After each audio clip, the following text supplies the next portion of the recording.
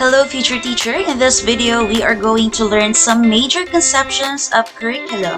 Let us start with the components of curriculum. A curriculum wouldn't be complete without these four components. And these components are the aims, goals, and objectives, subject matter, learning experiences, and evaluations and approaches.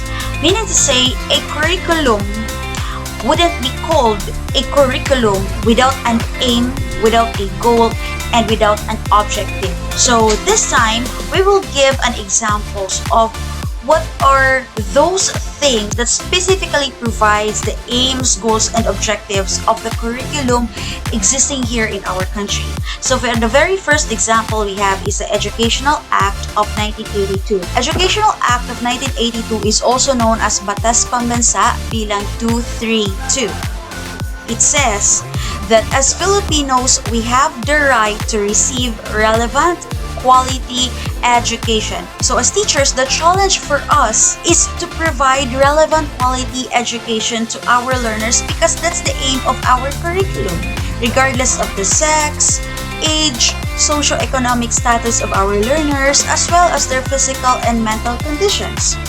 And also, through Educational Act of 1982, schools are provided the right to form, to join, to participate in organizations recognized by school to foster or develop the intellectual abilities of the learners. The next is the secondary education and tertiary education here in our country. So what is the aim of secondary education? We should provide learners with opportunities to acquire necessary knowledge, skills, and attitude. And in secondary education, it is also aimed that the learners will be able to develop themselves. And if they develop themselves, they will be able to contribute to the development of the nation. And also, secondary education will prepare the students for further education, which is the tertiary education. Now, tertiary education aims to prepare individuals. That is why we are here in DDOSC. We are taking up our current courses because this is our training ground again and again. And through this tertiary education that we are having right now, we are provided with, hopefully, adequate, relevant job skills. And also, through tertiary education, we will be able to become active members of the community. And also, tertiary education is built from secondary education. Tertiary education, the prep course, is the secondary education. That is why secondary and tertiary education are interconnected. Now, let's go to the second component of the curriculum, which is the subject matter. So subject matter is anything that is learned in school. So what are the courses that you have right now as college students taking up education course? You have Ped 7, you have your major subjects, you have your general education subjects, and all of those things are under subject matter. Next is the third component of the curriculum, which is the learning experiences. So learning experiences is considered as the heart of the curriculum. And why is that? Because learning experiences is where the teacher and learner takes action to facilitate learning. What are those different learning experiences? Such as lecture, field trips, and whatsoever. Any learning experience that helps the teacher and the learner in the learning process. And the last component of the curriculum is the evaluation and approaches. So evaluation and approaches allows curricularists to formally determine the quality of the curriculum. And by evaluating it, the curricularists will be able to see the effectiveness of the curriculum. Again, a curriculum wouldn't be complete without these four.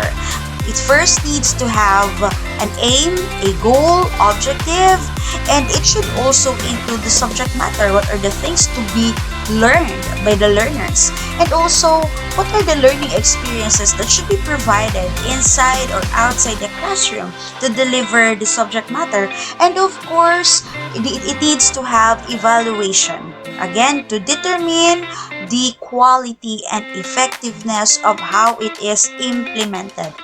Next, let's talk about the types of curriculum. The very first type of curriculum is the recommended curriculum. What does it mean? Recommended curriculum is proposed by scholars and professional organizations. So an example of this is the CHED. Okay, so CHED, or Commission on Higher Education, has recommended the learning outcomes for our subject, the teacher and the school curriculum. And what are these outcomes? So PED 7 is one of the subjects indicated in this CHED Memorandum Order number 75 series of 2017. So it talks about the policies, standards, and guidelines for Bachelor of Secondary Education, for example.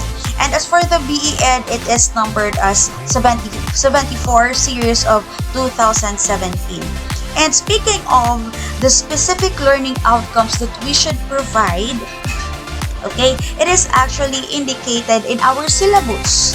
And here's our course outcomes for the teacher and the school curriculum. These are the things we need to be able to do this after we complete this course. Okay, we have 3 course outcomes or learning outcomes. Again, recommended curriculum is proposed by scholars and professional organizations such as CHED, DepEd, so on and so forth. The next type of curriculum is the written curriculum. So written curriculum appears in schools, district, division, or country documents. So what are those documents that we know that can be found in schools, districts, or division offices that are written by educators or educational implementers? So here are some examples. The very first one is the lesson plan. So we can find this in school, of course, because it is written by our teachers. So the teacher made a lesson plan with 4A's format for the lesson curriculum from different point of views. Or if not in the DepEd setting, let's say for example in DDOSC, the counter or the equivalent of lesson plan here in our school is the syllabus. Lesson plan, syllabus, daily lesson log, they all belong to the written curriculum. They are being written and they are made available in schools, district offices, and divisions for the utilizations of the teachers. Next is the taught curriculum. From the word taught, teach. So this is what teachers implement or deliver in the classrooms and schools.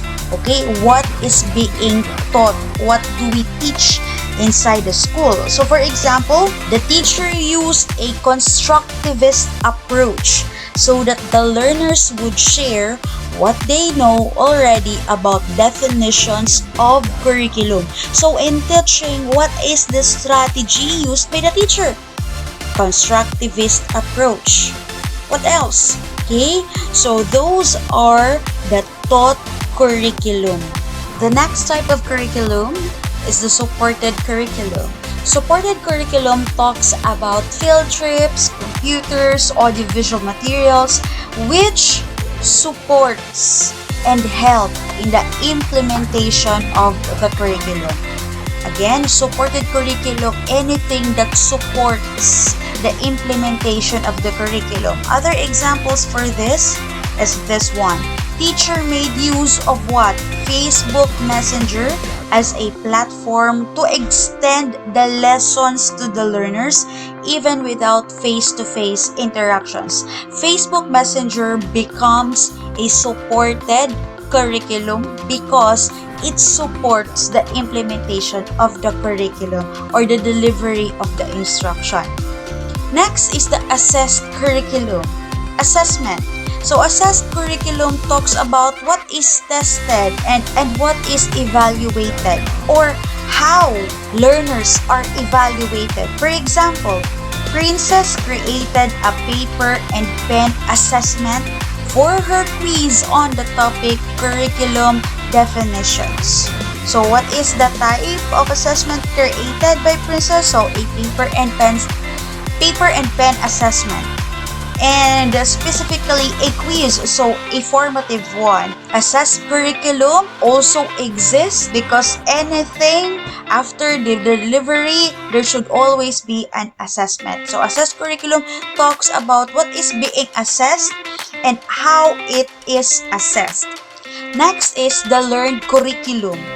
Learned curriculum talks about what the students actually learn and what is measured. Okay, for example, Joanne got a 1.0 grade on her subject, the teacher and the school curriculum. Since Joanne got 1.0 grade on this subject, PEG 7, meaning to say she got high scores during the assessment, also means that she learned something. So, learned curriculum, again, it is what students actually learn. Okay, now what's the difference between taught and learned curriculum? Taught is what is being taught by the teacher. However, not everything that is being taught by the teacher is learned by the students. Meaning to say, taught curriculum is on the part of the teacher, while learned curriculum is the key takeaway of the learners after being taught. Next type of curriculum is the hidden curriculum. What is hidden curriculum? This is also what we call the unintended curriculum. This includes peer influence, school environment, physical conditions, teacher-learner interaction, mood of the teacher, and etc. So specifically, an example for this is this one. Jomar chose BS Ed English because her friends chose it too. Actually, it's not her first choice, but because of her friends, she chose to study BS Ed English. And so she learned the courses that belongs to BS Ed English. Is another example of hidden curriculum. Let's say in a classroom, your topic is about the different parts of speech. You allow them to do it by group, and then they collaborated with each other. When they went home, they talked with their friends, their classmates. Oh, I really had fun earlier. And unintentionally, we also allow them to develop the value of teamwork. Okay? So teamwork now becomes a hidden curriculum. It is not your intention to teach them how to work appropriately with other people. Your main goal in doing the activity is for them to further enhance their knowledge about the parts of speech. But the hidden curriculum there is, again, you have taught them the value of teamwork. I hope you got that one. Next is the excluded curriculum. Again, excluded curriculum is actually the last type of curriculum. And excluded curriculum is the content not taught in a course. It is the opposite of taught curriculum. Taught curriculum is what we give to the students, while excluded curriculum is the thing that we are supposed to teach, but we did not teach to our students. That is why excluded curriculum is also called as null curriculum.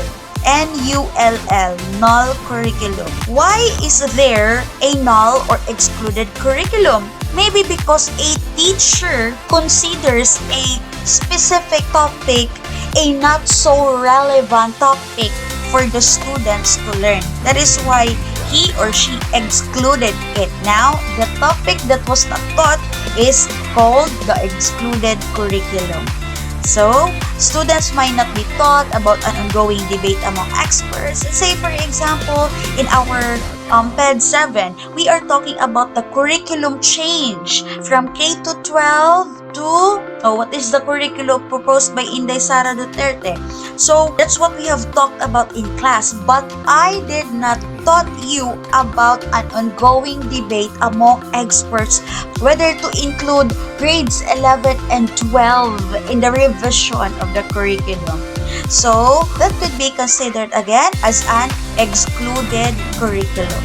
So again, we have here the 4 components of the curriculum: the aims, goals, and objectives, subject matter, learning experiences, evaluation, and approaches. And as for the types of curriculum, we have recommended curriculum, written curriculum, taught curriculum, supported curriculum, assessed curriculum, learned curriculum, hidden curriculum, and excluded curriculum.